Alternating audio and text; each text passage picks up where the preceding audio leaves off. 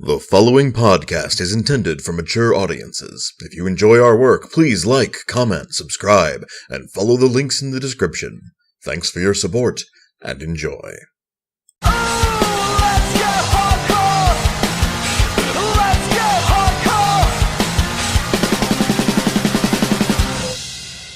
Greetings and salutations, listener. It is I, Eric J. Chucky, joined as always by a literal monster, the boy.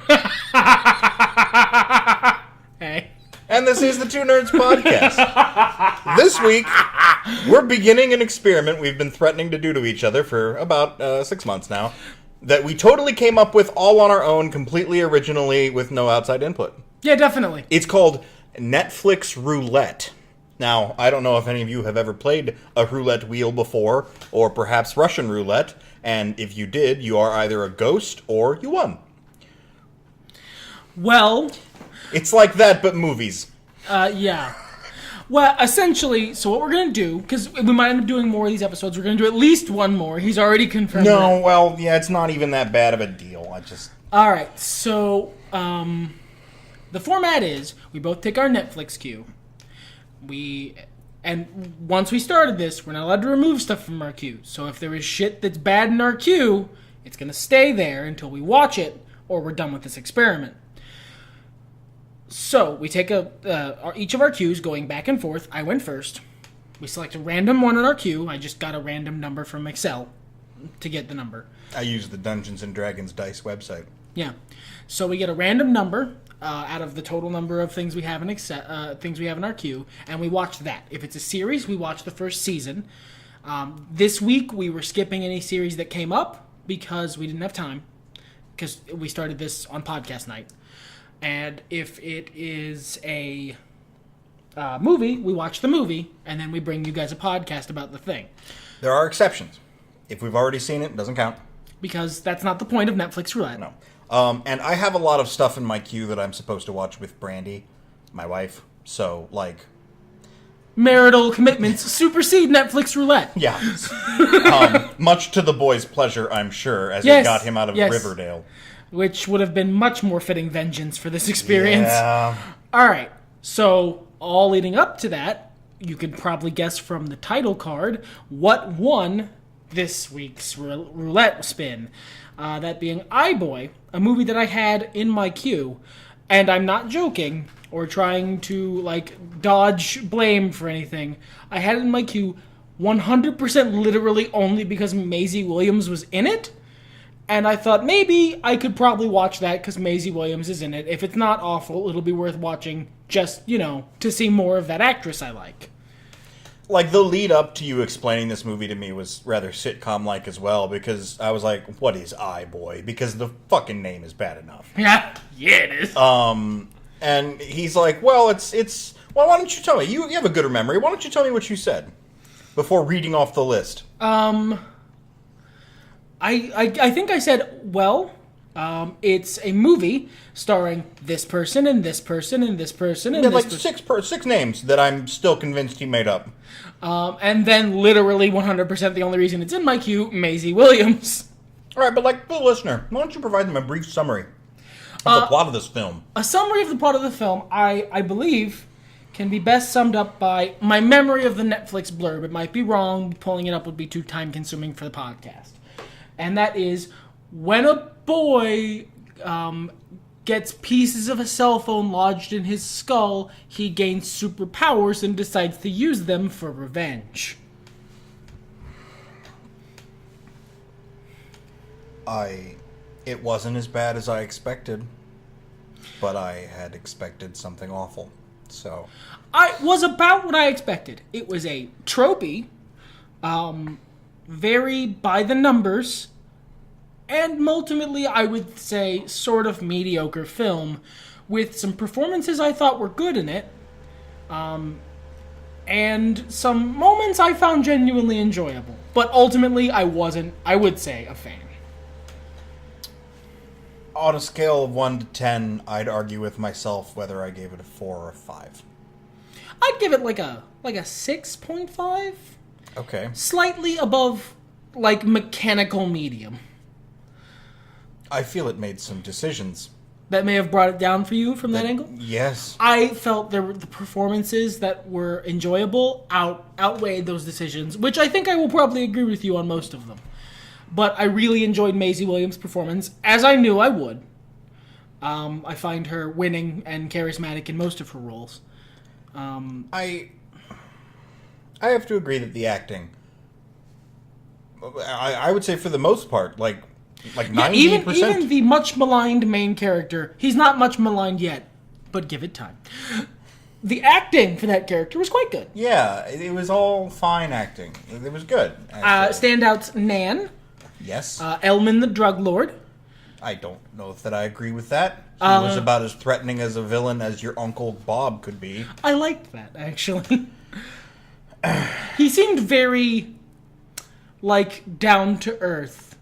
And his introduction makes him seem like something of a supervillain, but then they stabilize that, which helps, because before they stabilize it, his performance is at odds with his current level of competence. So let's not go out of order here. Let's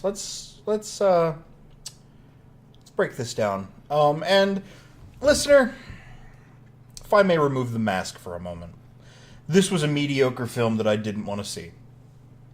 And it had some bad shots. This is not a film for me. I think I am of the wrong generation for it. I'm from the beginning of the millennial generation. This is not a film for me. It's for people who were young when this movie came out. Or the book. So in 2010. I gave my honest opinion before. It's a above medium movie. I'm not ultimately a fan, but there were parts I enjoyed. But that's a 5-minute podcast. Yeah. So I'm going to be Captain Nitpicky Shitface so that we can hit 30. Does that sound amenable to you and the listener? I believe the official way of phrasing this is prepare for nitpicking. Yeah.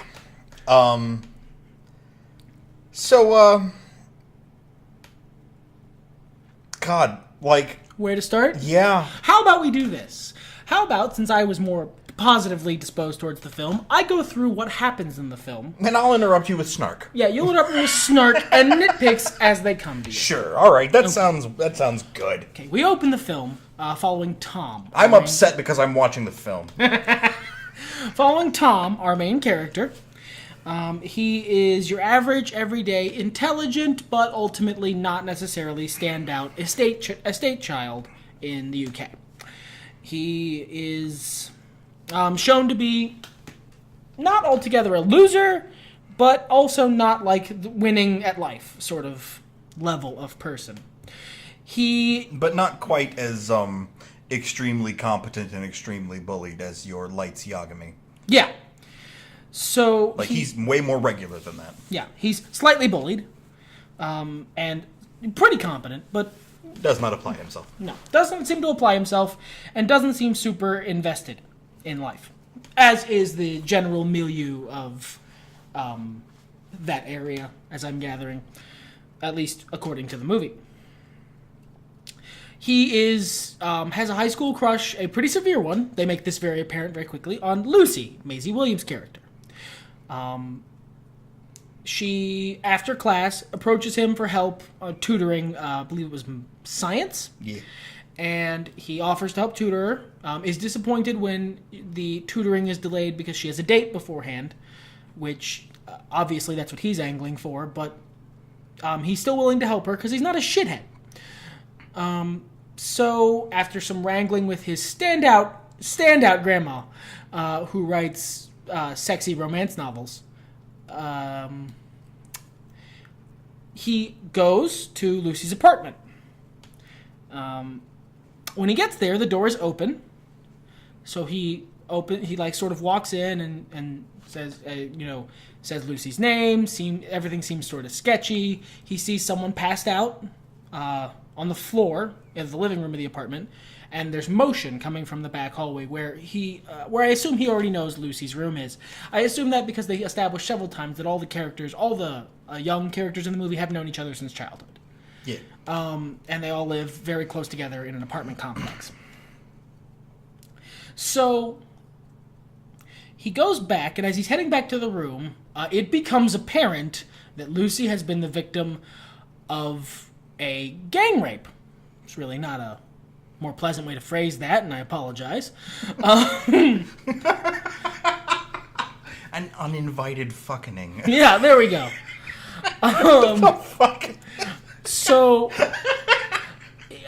they come out of the room, and they're filming, for reasons, that actually are sort of made clear later.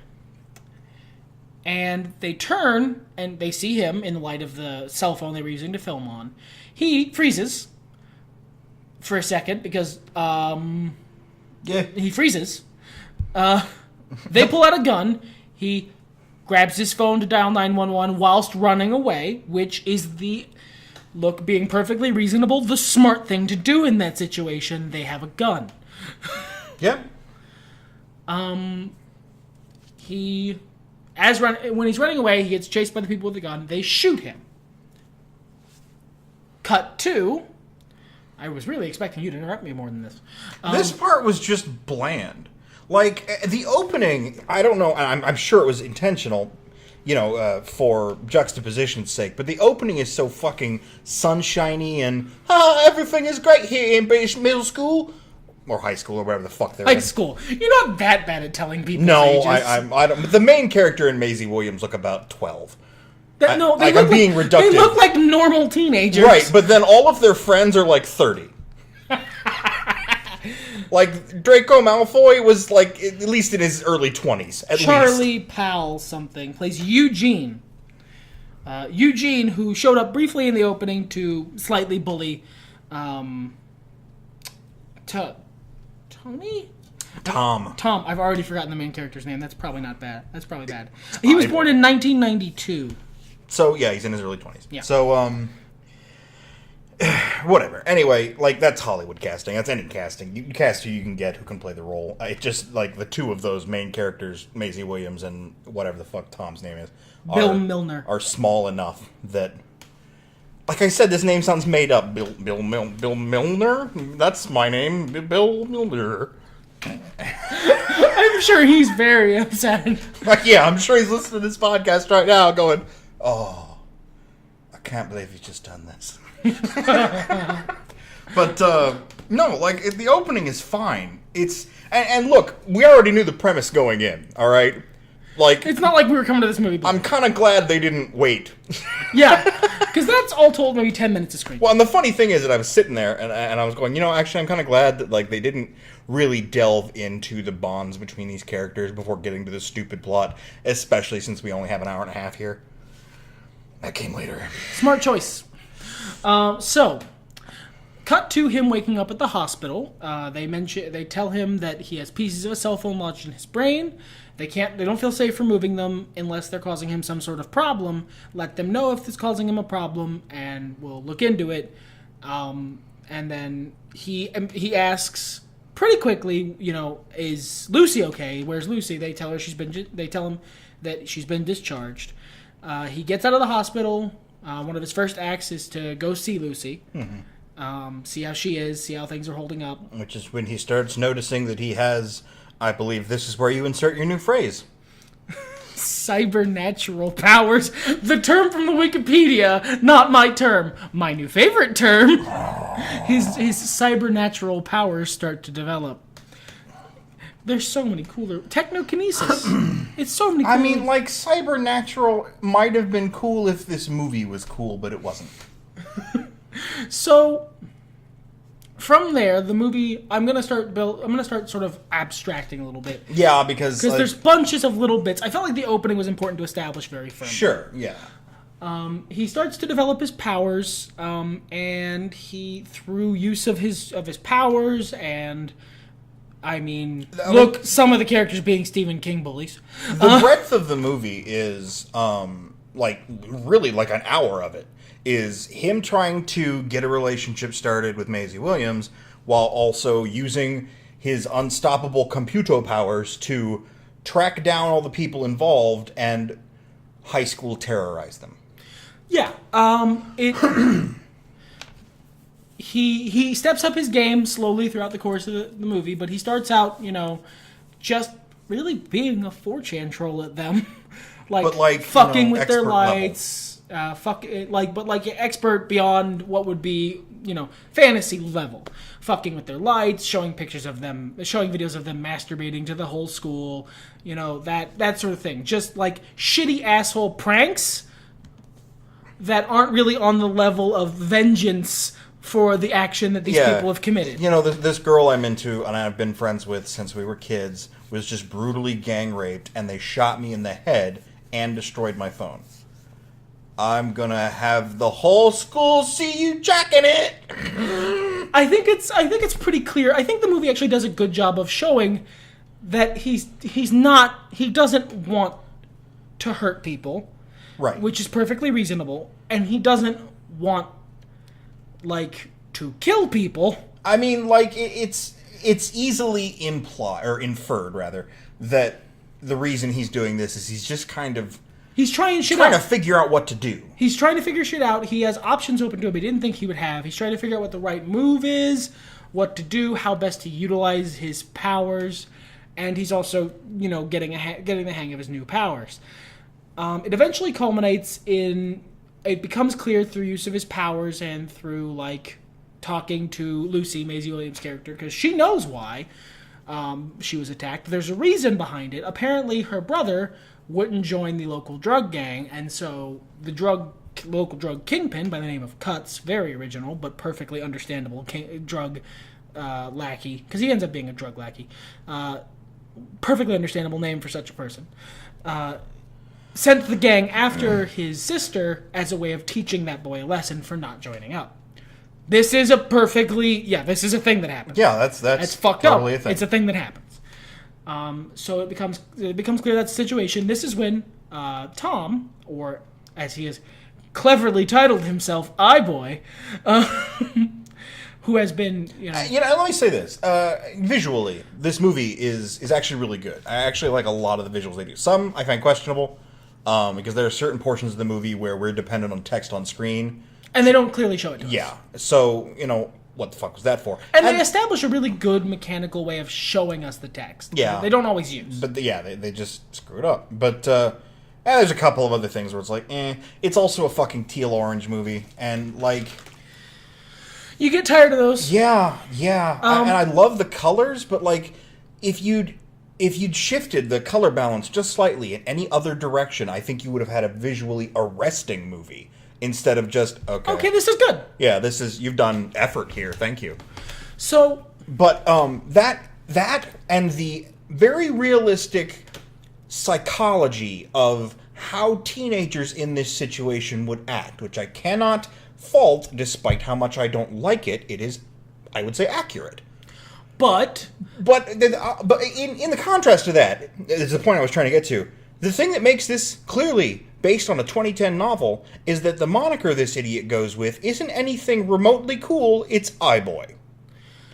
Yeah, because... 7 years ago, iPhones were what technology was. That's honestly... they call that out immediately because he names himself that. And then Maisie Williams' character immediately goes, that's terrible. But he sticks with it. Yeah, he sticks with it. Look, they're making an adaptation of the novel. I'm sure there are fans of the novel who would have pitched up fucking wobbly if they changed it. I get it. I understand entirely. I feel like you could have slightly altered this script, changed a couple of names, and fans of the novel wouldn't have noticed. Also fair. Because, let's be fair, it's the Crow. Okay, but not everything is the Crow. Not every vengeance story is the Crow. But this one is. Not everyone is. That's what I'm saying. That's what I'm comfortable saying. So anyway, that's when he steps up his game, because now he has a goal. Yeah, he has a goal. He has intel. He starts. He actually steps up his game into actual acts of very severe, death. Murder attempts, I think is the easiest way to phrase it. It's one of those things I don't think he was ever going to follow through on, but there's a certain, at a certain point, chemical reactions happen, and following through on it isn't up to him anymore. Well, sure. And he does almost asphyxiate a dude. Yeah. So he locks them in a car that they're trying to steal, which, by the way, they have a super hacker who's been after them for 2 weeks in the universe. Do you steal a car? And if you do you steal a new car? This kept happening, and you said, hubris, but, it was such common plot point. There are parts of it that are hubris, I think, and easily acceptable as that. Parts of it don't really make sense. Right, but especially because it kept happening. If it was like one thing at the end or one thing in the middle before they got wise, it would be one thing. But it wasn't. It kept happening where they know the super hacker is on their tail. And he's already done things that other hackers cannot do, like fuck with the lights in their room. Or blow up their phone, or whatever. So, and do you steal a new car? Do you steal an electronic car? You maybe steal an old car. Do you steal a new car? Do you carry around your phone? And they even point out at one point in the movie. You know what? We're saying this, but yeah, if you're a teenage boy, you do. Sure, but if you are the emperor of a drug ring, do you tell your soldiers to keep their phones on them? We'll get to that. He Anyway. locks them in a car and extorts via smoke asphyxiation and threats of blowing up the car to get the name out of them. He uses that to find the next level up in the chain. He pisses on that dude's car to get him out of the apartment, then gets into his apartment, blows up all his electronic shit and steals all his drugs. He then uses all the drugs that he stole after researching exactly the amount of cocaine he needs to put in each baggie to get them a good enough jail sentence that the police might be able to flip them. They show this. They actually show all this, which is good of them. He plants it in the rooms of all the people who work for the local drug lord who live in his estate, and he calls the cops and gets them all arrested. Smart plan. This angers the next level up in the chain.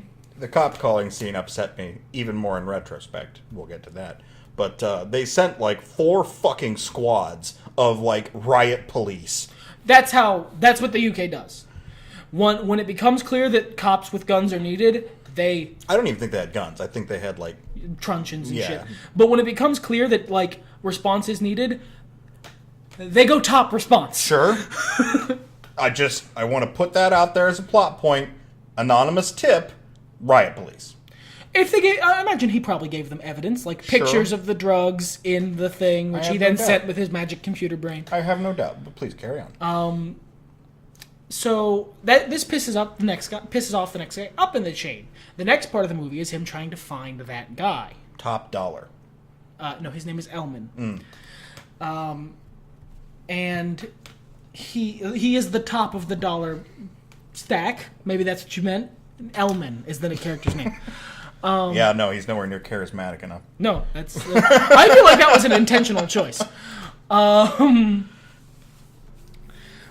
Because then he finds him, finds his little shipping area, or at least that's the little shipping area where there's a whole bunch of drugs. Sneaks in, downloads some kung fu, which worked. That worked. He did jump a dude from behind and blow out his kneecap. That works. He blew out a kneecap that he had a history of issues with. Yeah. Medical issues with. Yeah, he researched this guy's issues with his kneecap. This is how I blow out a kneecap. All right, do that, and then punch him out. If you get a dude right on the jaw, I don't care how hard of a man you are, you hit the deck. Or the nose or the temple. Yeah, if you are if you can reference the YouTube video 1-to-1 and aim. Sure. It's stupid. It's probably one of the stupider things he pulls off. He pulls off something stupider right after this, but it is one of the stupider things he pulls off. But then he lights the drugs on fire, and in a thing which, full disclosure, I think White and I both cheered at this. Yes. He turns around from lighting the drugs on fire, and he's about to do his cool, the drugs are on fire, walk away, and immediately gets decked in the face, and there's just 9 drug dealers around him who are all just putting boots to him. Just kicking him in the stomach. It was great. I think your line was, just keep kicking. Yes. And then, oh my god, what is wrong with this movie that I'm rooting for the drug-dealing rapists? Oh. He's okay, and we haven't really touched on that. This main character, he's not as bad as the main character of Watch Dogs. No, this movie is Watch Dogs, by the way. The game, Watch Dogs, is this movie. They're the same. One exception. This kid, for all of his well-acted, I want to make sure that's clear, for all of his well-acted issues which make him somewhat insufferable, he's a million times better than Aiden Pierce. Aiden Pierce is a garbage. He's a garbage. I hate him. He's just he goes, I don't want to say drunk with power, but he hyperfixates. His little revenge fantasy, and it's all British and really downplayed, so his hyperfixation is like, he's talking to Lucy, and he's like, I'm doing the thing. And she's like, don't. And he's like, nah, mate. Yeah, they cover it. It's really very quick, but they do cover it. Yeah, they cover it. When he starts looking for the next guy up the chain, he sends a message to Lucy, because this is actually a fun bit in the middle of the movie that I skipped over. The drug dealer cuts. He gets upset about this, and he's like, you know what? Fuck this. I want you to go, and you go to every apartment in this estate, and you grab every piece of electronics. I don't care who it is. I don't care if it's your mom. I don't care if it's your grandma. I don't care if it's your sister. You take every electronic item. And then his goon squad just does it. Which, by the way, why didn't any of y'all call the cops when there was just a goon squad walking around stealing everybody's fucking PS3s and shit? Yeah. Does no one else? Where were the cops then? Is iBoy the only person in this squad who calls the cops? Because he was in school at the time. Sure. So he didn't know. Everyone only told him once it was already done. So there were. It was really actually a very funny sequence because it was filmed humorously, and there's a great line which is, "I don't care if it's an old school Game Boy, grab it." Yeah, that was pretty funny. But so after that's caused some uproar, and everyone has started to turn on the mysterious vigilante iBoy. Which, by the way, I don't know how anyone took that seriously ever. Yeah, that was not a real YouTube comment section when he uploaded his vigilanteism, because they would have been like, first of all, your the name's language bad. is really clean. Yeah, the Secondly, language is too clean. Top comment was not iBoy's a fucking stupid name. Just upvoted to infinity. Yeah, jeez. So he says, "Don't worry, I'm going to fix all this." To which she responds with, "I want you to stop." His response is, "I'm doing this for you." Not good at context clues. So her response is the absolute amazing vicious drag, to which he has no response. "You're doing this for you." But then he just keeps going. And he just keeps doing it, which, he doesn't respond, he doesn't fight, which, kind of he's admitted to himself that that's what he's doing it for himself. Sure, yeah. This is about, he wants to do this now. This causes, slight problems in the future, but whatever. He gets away from the goons who were kicking him by making a brain wave? This is the part... This is, yeah. This is where the powers... Because they've done a good job to explain all the powers up to this point. This is where it starts to get confusing. Not all the way confusing, because you can understand if he can manipulate electrical signals, blah, blah, blah. You can fill in the gaps yourself, but the movie makes you do so. It's one of those things, and, up until literally this point in the movie, and I'd say that's about... I think we got maybe 45 minutes left. Yeah. Up until this point in the movie, it's blank check. Nothing is going wrong for this guy. Everything he wants to happen happens thanks to his ill-defined powers. We as the audience don't understand any limitations. We as the audience don't understand what risks are involved here. And when the risks finally do lay down, they just sort of happen a-cuz. Like when he gets beat up? Yeah, like when he gets beat up, were those guys just waiting there in the alley? Were they... Well, no, they were all around the complex. They established that. Sure, but, where did they come from? Why did they come from there? If the cops do not arrive when houses are going through and being burgled from en masse, or when gunshots are going off... In England, where guns aren't allowed. Yeah, that's in America, it's gunshots. It's the inner city. No one really cares. No one calls the cops. No, it's different. It's different in the UK, I understand. Why is it that these 6 goons are suddenly blessed with the insight to arrive at this position? Well, to be fair, all right. So I think it might have been a trap. Maybe. Because there's no way they kept their big container, their big crate of drugs in the middle of an open plaza. I don't know if you were watching the rest of this film. That's fair, but think about it. If you were wanting to trap this person, keeping your big crate of drugs in the middle of an open plaza surrounded by, one guy... I refuse to think about this more deeply than the director. Rude. After this, he gets beat up. He gets away. Because of this, the Spider-Man problem happened, where he had said he would go with Lucy to exams. He misses that because he's busy being passed out from getting his dick kicked in and having to brain blast people. She's mad. She takes none of his shit, none of his excuses, and fucking tells him to go fuck himself, which I liked.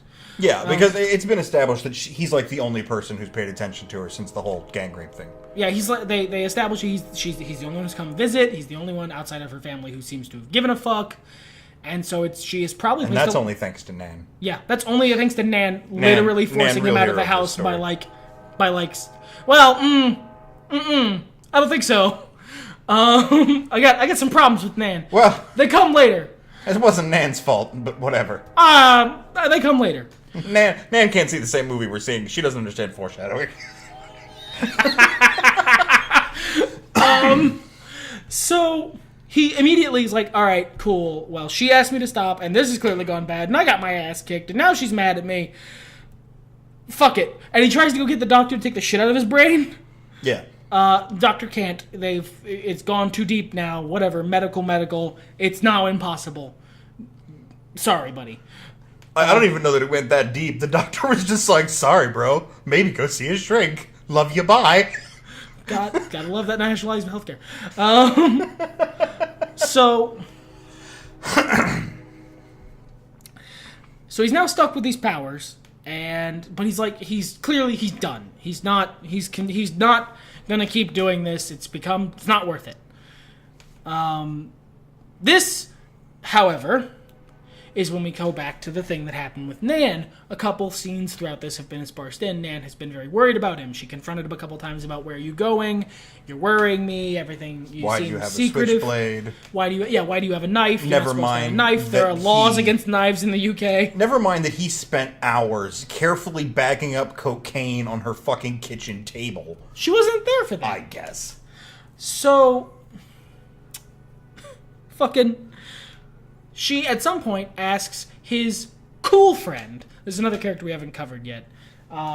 He's been throughout the movie. He works with the criminal gang, but it's been established throughout the movie that he's a good guy. He's friends with Tom. I don't even know that they established he worked with that gang. They did. Oh, did they? Yeah, okay. they established that he works with that gang, and he's working for the same people, and he's also dealing drugs, but he's doing it because he wants to. He wants to make some money. He wants to make a better life for himself. It's not the most moral decision, but he's friends with Tom and has been since they were like fucking toddlers, so they're cool. He's the one who gives him the phone in the beginning of the movie, which, by the way, he stole, which gives them a nice little out for why did the phone give him superpowers. Might have been a special phone. We don't know. He just jacked it from somebody. But I just thought about it. Yeah, I mean, I think that's just sort of a conceit of this program. I was willing to swallow that pill. So I forget this character's name entirely, and I can't seem to remember which one of the people he was. So I'm not even going to try. It doesn't matter. Nan goes to this friend and says, "Hey, you are." I mean, the subtext of the conversation is, you're a drug dealer. You're friends with my son, and you're into the probably crime. Bad stuff. Could you maybe make sure that my son, grandson, could you maybe make sure my grandson doesn't get involved in the bad stuff you're in? Keep watch for him. For some reason, even though you're peers and the same age as him, I consider you his minder. Me, his grandma. Grandma didn't seem to make good decisions in general. So, previous to this, Grandma's had a couple clues that you could easily put together as young man is upset with the drug dealers. His friend was raped, probably by the drug dealer gang. He's been very secretive and moody since then. He's been going out late at night. He's armed himself. And when you ask him what he's up to, he says, I'm trying to do something good. Do you, do what she does right before this and say, all right, I can't control you. Obviously, you're making your way in the world. I love you. Please come home. Or do you, B, go drop a dime on him to one of the criminals? Yeah, like, the movie can't seem to decide if Nan is clever or oblivious.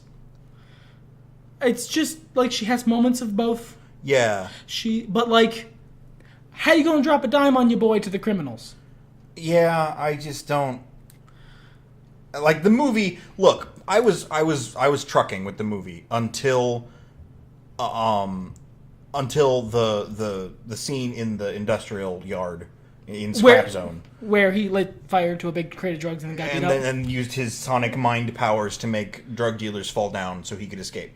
At that point, everything just sort of falls shittily down a set of stairs. Yeah, the movie doesn't know how to recover from that. It's like, I feel like they wrote themselves into a corner there and just had to, like, they kicked out the wall and then the whole building fell down. Like, yeah, just character motivations and decisions and actions and dialogue. And so, anyway. Yeah. That comes home to roost later when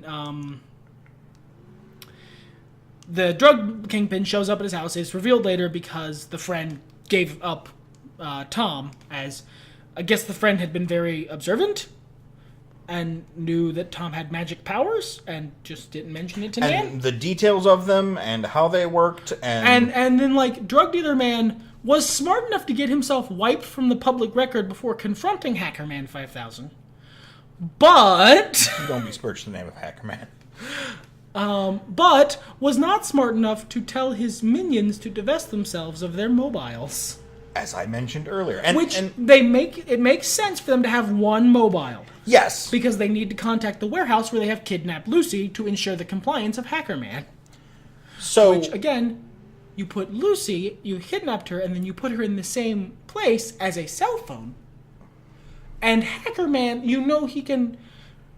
There's just a lot of problems in this. The more I think about this Kingpin's plan, the less it makes sense. Okay, and here's the thing as well. Earlier, when he was tailing either the Kingpin or his friend and he didn't know it. Oh, he's tailing Cuts. Cuts ditches his phone. And then he can't tail him anymore. And he has to, like, hack into police helicopters who happen to be flying over. Yeah, so, okay, that's clever and everything, but Cuts has figured this out. Yeah, Cuts has them go steal all the electronics from the place. So he can't do shit anymore. And then it's like, I guess we don't do that anymore. We've decided against it. Well, it didn't work, clearly. I mean, yeah. Except it kind of did. He just didn't do anything for a while. He went directly after their drugs, and then they kicked his ass, and then he left. Right, but he still got to the drugs. He still found them. Cuts ditched his cell phone, and he still found them. I guess. Like, it just didn't work. So it's proven an ineffective stratagem. Right, but there's a difference between, all right, guys, let's try to keep the cell phones to a minimum. We need this one. I know we can't escape them entirely, but let's not, Let's not give Hacker Man more tools. And instead, all right, I have kidnapped you, or you kidnapped the lady you love, and I've beaten up your grandma. Here's a gun. It's loaded. And you're just going to keep that. I like how you did, like, somewhere between New Jersey and Triple H. Well, without the British accent, that was basically this guy. But, yeah, like besuited Triple H. That's about the vibe he gets across. Except not as cool as Triple H. Like, this guy is your uncle. Because the ever-present threat of Viking Warrior is not underneath. No, yeah. But okay, so Hacker Man uses his powers. Hacker Man is such a better name than iBoy, and that's sad. He uses his powers to call the police to Lucy's location. And Lucy has seen that he's called the police, and so starts saying, well, if I were you, I wouldn't shoot an unarmed girl tied to a chair here at Warehouse 455. Right, and okay, so the same police force sends one squad car full of kind of disinterested cops. Who don't even search the entire place. Might have been a crank call. I guess. And we don't know what corroborating evidence was given in the name of the drug bust. Well, I think a girl on a video, like... On, like, a video chat, like, tied to a chair. Okay, there may be drugs in these locations. Here are pictures I could have photoshopped. Or what the fuck ever. Whatever depth of thinking you want to put in there. SWAT teams. Hello, this is live feed footage of a girl being held at gunpoint tied up in a warehouse. I guess a SWAT car full of, who are the most bored team members? Who are the ones who are least likely to give this any sort of thorough look through, and also the most hard of hearing ones? I'd like them to be functionally deaf as well. Who are our worst men? We need send our worst men. And to be fair, one of our worst women. Okay, sure. I wasn't watching that closely. But, like, it's just... Like, really, the movie is doing fine up until that scene. It's like they kept writing this movie, and then when they got to the point where Hacker Man had to fight people like IRL, had to, like, throw down... Well, what happened is they just absolutely fucking didn't know what to do. Everything fell apart. And I didn't realize it when I was watching the movie, but thinking about it now and talking with you... Like, this is what I was going through when I'm watching that shit, and I'm like, are you kidding me? So much of this movie just fucking flies right over top of the line. It's like, you guys have seen that meme, I'm sure, Ultimo Dragon, you're up on your memes, of the guy carrying all the limes, and he's like, oh, how can I hold all these limes? Alright, it's like if you were that guy, as this movie, and you were carrying the limes, and then halfway to your destination, the limes all melted. And you were like, But you still had to get the limes to your destination. So you end up pushing this sad pile of Jell-O across the finish line, covered in dirt and hair and who knows what else, and sort of shrug. I got it there. But to be fair, like, the end of the movie has fun scenes and cool scenes, and I actually really liked the drug kingpin character. I liked how matter-of-fact he was. I mean, yeah, I think it's a very strong... British trope that, you know, he's just a badass normal. You know what I mean? Yeah. He's just a guy. They even talk about it in the thing. He was like, the kid's like, it's done. It's over with. I'm not going to fuck with you anymore. He goes, no. I'm here now. Don't call the devil and then get mad when he shows up. The kid immediately responds with, you're not the devil. You're just a cunt. And, I mean, like... It's so... and he was. He was ultimately... He's just a cunt. Yeah, he's just some asshole. But it's... Ultimately, I feel like they were trying to build up this really cool villain. They were trying to build up their top dollar as being really fucking cool. So, of course, and, the villain... smart, because he gets himself erased. So, the villain holds all the cards at the end of the story. Okay, well then how does the hero win? Uh-oh, because all his powers are in... he's like most internet hackers. If you were to face him IRL and punch him in the face, that's not going to go well for him. So... like, what do? I guess give him electricity powers? And, like, brain blasts? And, like, okay, I said at the beginning of this, he shocks him to death. He lightnings him to death. I feel like that's important to know. At the beginning of this sounds like The Crow. This is sad millennial hacker The Crow. And I didn't want him to be right, folks. I did not want him to be right. And he wasn't right about one part. Maisie Williams was fine at the end of the movie. That's true. They both lived. I stand corrected on that part. I'd have been fucking furious if they'd killed her character 10 minutes into the movie. Yeah, because, I mean, wow, that's a ticket you bought and paid for like a moron. But, well, we both did, so I would have been more furious. If I got Bryan Cranston in fucking Godzilla at this movie, I'd have been so mad. I was there for Godzilla, and he didn't show up till later anyway, so... Yeah. Or she. So was I, but many people were not. Sure, no, yeah. This is just after Breaking Bad, so... But, yeah, not only is there, you know, the beginning plays a lot like The Crow. There's a gang rape, of two young people in love, or possibly, and somebody's videotaping it, and they shoot him, and he wakes up with special powers. And then... the middle kind of goes different. Middle goes a little different, but there is a flaming car scene. There is. In which a stupid guy gives away information, and one dude really freaks out. He happens to be blonde. And then at the end of the movie, while they're fighting in the rain, it may not be a rooftop, but... It was a rain. The positions are so similar. Honestly, if you ask the director what his influences were for this movie, and he said The Crow, that would be maybe the least surprising thing anyone's ever said. And I'm upset because how can you take something that uses these same really traditional tropes and make something emotional and powerful through use of that, and then go copy-paste and oopsie-doodle the entire second half. Look, I didn't like the first half, but it was cromulent. And oopsie-doodle the entire second. I can't think of him. You know what the funny thing is? This doesn't decrease my enjoyment of the second half. This is a fucking crew of at least 24 people, I'm sure, who spaghettied all over this movie. Because no one goes in wanting to make a bad film. No, nobody does. And this doesn't. I want you to know this doesn't impact my enjoyment positively or negatively of the second half of this movie. It stops making logical sense as much. But when I was watching the movie, I didn't have any questions. Everything made sense narratively. There's logic issues, but everything made sense narratively to me. Sure. I guess if you had taken the pill, if you were immersed in the film, if one was. Because, I wasn't, to be fair. If you were immersed in the film, if it grabbed you, why would you question it? But I wasn't.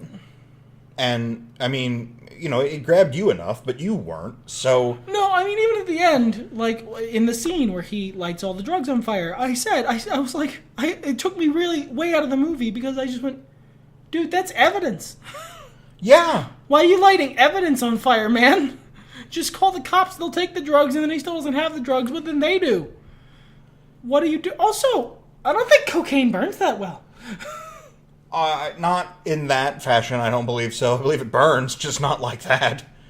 I don't believe it makes a glorious bonfire. A glorious bonfire with which to backlit an ass kicking. But whatever. I really want that to have been a trap. I want that to have been 2 racks of cocaine, 2 racks of fucking borax in cocaine wrappers that they put there just in case Hacker Man showed up. Oh, I forgot the other important reveal that was extremely obvious. The evil kingpin guy is probably his dad. Well, maybe. It's not a probably. They don't go so far as probably. They go, hey, they establish his mom, who is dead now, was a junkie earlier in the movie. He goes, I remember your mom. I was like a regular drug dealer then. Man, I sure did fuck her a lot. No, I fucked her. I don't think you understand. I had sex with your mom. Like a lot. I had sex with your mom. I had sex with your mom. I had sex with your mom so much, it's possible I'm your father. Well, moving on. I had sex with your mom roughly 9 months before you were born. Well, it seems like we both share a penchant for getting into trouble. Huh. Well, time to move on. You know what would have made that guy better? Elias Koteas. Oh my god, that would have been fucking great. Jesus Christ. Elias Koteas makes everything better, but he's not British, so I'm sure he could pull off the accent. Anyway. So yeah, he top dollars the guy, and like in that scene in the rain, this is when you called out so well you timed it, which made me laugh. Yeah. Which was okay. Now he leans over to say something cruel, like Top Dollar does, and he leaned over. Cool but poetic. Yeah, cool but poetic, and the guy says something that for his level of character is like he thinks he's being a hard man. Which is roughly equivalent to where they're playing this character. Yeah. And then, hey, I have a gift for you. What's that? And he did this on beat with the reactions. 1,000 years of pain. Hours, excuse me. Actually, there might be 100, but whatever. But then he, hits him with the brainwave at that exact moment. At the same moment. Yeah. It was almost a shot-for-shot, retread. Yeah. Which, and I would say if that was an intentional homage, if they did that intentionally because it is a similar story, and both are just sort of the hero's journey. That makes sense. Sure. I'm caught. It upsets me mostly because this could have been a better movie. You had such good source material to work from, and great actors. You had somebody doing really decent with the visuals. Someone doing really decent. If there wasn't something really decent, that if there wasn't an overarching color palette they were working from that's very popular and fit the theme of the movie, I think would have been really exceptional. If they had shifted it to blue and purple, you want a contrasting color. So. Okay. So what contrasts with actual blue is pink, but I know I'm kind of biased toward that combination. Just trying to avoid the green and red. If you shifted it to green and red. It works. It worked in Revolver. It works really well. Or if they did the shit they did in Death Note. That kind of visual quality. And those popping colors. I think you would have had... Yeah, honestly, I think if the movie was a little less... And I get why. Yeah, it makes perfect scientific sense why the teal and orange palette exists. And it also makes sense why they used a very dull gray palette for the estate, and because they wanted the estate to seem dismal and hopeless, right, and full of drudgery and mundanity. Well, and I think that's why The Crow stands out so much, because they use high contrast with a lot of blacks, because it's more of a noir story. This is Chicago. It looks like Detroit, or is it Detroit? I don't know. God, it's been too long since I've watched that movie, and it's like my second favorite movie. But you can watch it and get the taste of this movie out of your mouth. I might do that. But it establishes the sort of tongue-in-cheek tone a little harder by looking less real. Yeah, I think that's true. Yeah. I want to stop because we've gone on for roughly over half the runtime of the movie at this point. God, we have. So I want to try and, because I mean, there's not really much else to share. Yeah, I mean, we can tie it up because we've spoiled everything else. I want to try and wrap this up with a positive thing, because I don't think either of us enjoyed this movie a lot, but I think the Two Nerds podcast, we try and bring you the positive. What is a thing you liked about this movie? I think, when did this movie come out? 2015? 2015, 2016 maybe? I'm going to look it up. Okay, so if I was 17 years old and I saw this film when it came out... 2017. Oh. Earlier this year. Yeah, well, it's been a year.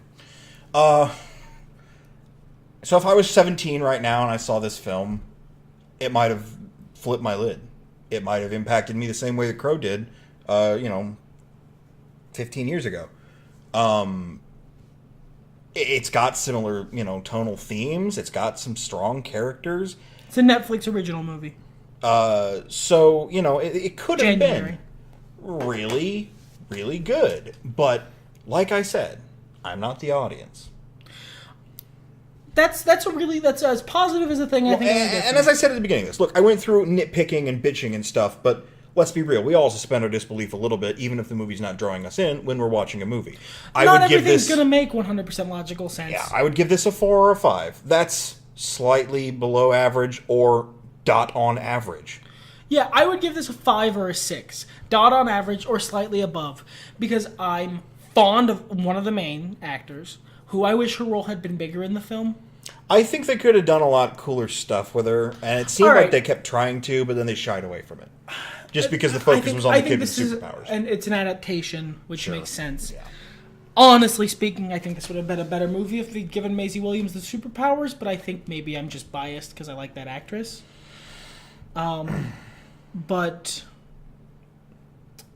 Anyway. Oh, wow, I think that would have been like... It follows narratively better. We have a much easier into why we give a fuck about this person. And her character's, emotional standpoint is very realistic throughout the force. Yeah. But, a little hyper-realism, a little bit of, the old 70s revenge movies. Yeah, that would have been cool. Mixed a little in I here. Spit on Your Grave. A little I Spit on Your Grave. Yeah, that would have been sick. I think that would have been... I would have cared more about that movie if it had gone a little more I Spit on Your Grave. And I recognize it couldn't because it was an adaptation. But if they had just decided to scrub some more serial numbers off, keep Tom as a character, but have him be a supporting character and focus the story on Lucy and how she's and how she's reacting to it, and her struggling to come to terms with what happened to her, and struggling with this power she has over the situation now. I don't even think you have to change many of her decisions because she's still a teenager. Sure. But they make a lot more emotional sense. It's a much more emotionally grounded film. I think that was a lot of it, too. And I give more of a fuck about that character.